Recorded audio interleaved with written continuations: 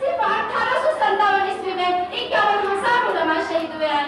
उन्हें क्या मालूम था जिस हिंदुस्तान के आजादी के लिए दिल्ली के चांदनी चौक से खैबर तक के दरख्तों पर उलमा की कतलें लटकाई गई है।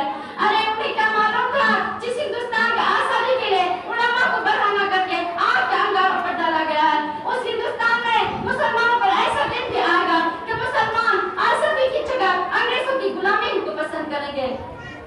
मेरी प्यारी बहनों, इस मुल्क को आजाद हुए 71 साल हो गए, लेकिन इस 71 साल दौरे आजादी में अरबाब हुकूमत ने मुसलमानों के साथ किस तरह का मुसावियाना रवैया इख्तियार किया है और जुल्म इस्तिक्बार के कौन-कौन हथियार इस्तेमाल किया है, उसकी दर्द भरी दास्तां है। सैकड़ों फसादात की तारीख सामने है, जिसे याद करके कलेजा मुंह को आता है। ज़बानें गुम हो जाती है, पांव तले से जमीन खिसक जाती है कि हाय ये कैसी आजादी है कि मुसलमानों का जान माल महफूज नहीं है। हमारे इज्जत और आबरू पर शत्रु मारे जा रहे हैं, हमारे हुकूक को पामाल किया जा रहा है, हमारे मसाजिद और मकातिब को मिस्मार किया जा रहा है, हमारे खानकों और मदारिस पर बुनियादी परस्ती का इल्जाम लगाया जा रहा है, शायर इस्लाम के जनाजे निकाले जा रहे हैं, कुर्बानी पर पाबंदी लगाई जा रही है, कब्रिस्तानों पर गासबाना कब्जा किया जा रहा है, लाउड स्पीकर पर आज़ाद के खिलाफ मुकदमाबाजी हो रही है। ये कैसी जमहूरियत है, ये कैसी आजादी है कि मुसलमानों के मजहबी मामलात में मुदाखलत की जा रही है। अगर आजादी इसी का नाम है तो ऐसे आजादी के हम तलबगार नहीं है। ऐसे आजादी पर तो हम कल भी लात मारते थे और आज भी लात मारते हैं। मेरी प्यारी बहनों, हमें मजहब में आजादी चाहिए, हमें कुरान की आजादी चाहिए, हमें जान माल की हिफाजत चाहिए, हमें इज्जत और आबरू की हिफाजत चाहिए, हमें खानकों मदारिस की हिफाजत चाहिए, हमें शायर इस्लाम की हिफाजत चाहिए।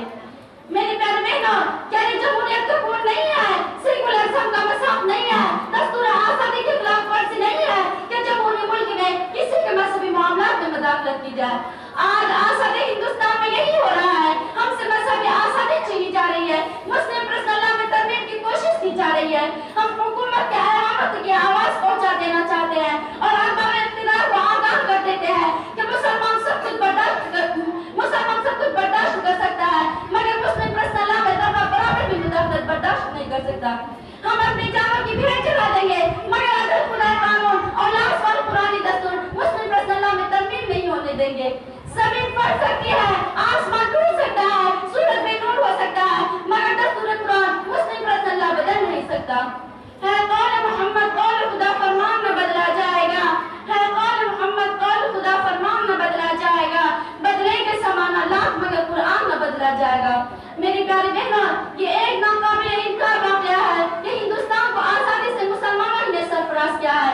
मुसलमानों की कुर्बानियों की सिला है कि आज हमारा मुल्क आजाद है और आजादी की गोल्डन जुबली मनाई जा रही है, लेकिन उसके बावजूद हमसे वतन पर दोस्ती का सवाल किया जा रहा है।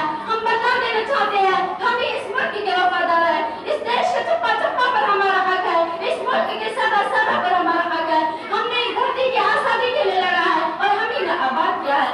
जब गुलिस्तान को भूख की जरूरत पड़े, जब गुलिस्तान को भूख की जरूरत पड़े, सबसे पहले हमारी ही गर्दन कटे।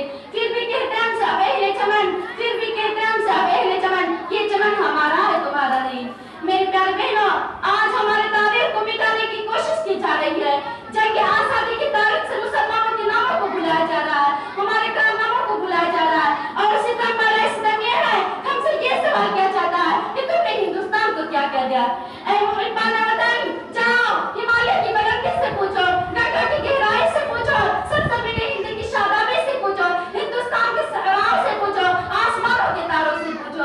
ये सब के सब तुम्हें बतलाएंगे हमने हिंदुस्तान को क्या कर दिया है। ये सब के सब हमारे आसमान के गवाह है, हिंदुस्तान का चप्पा चप्पा इस पर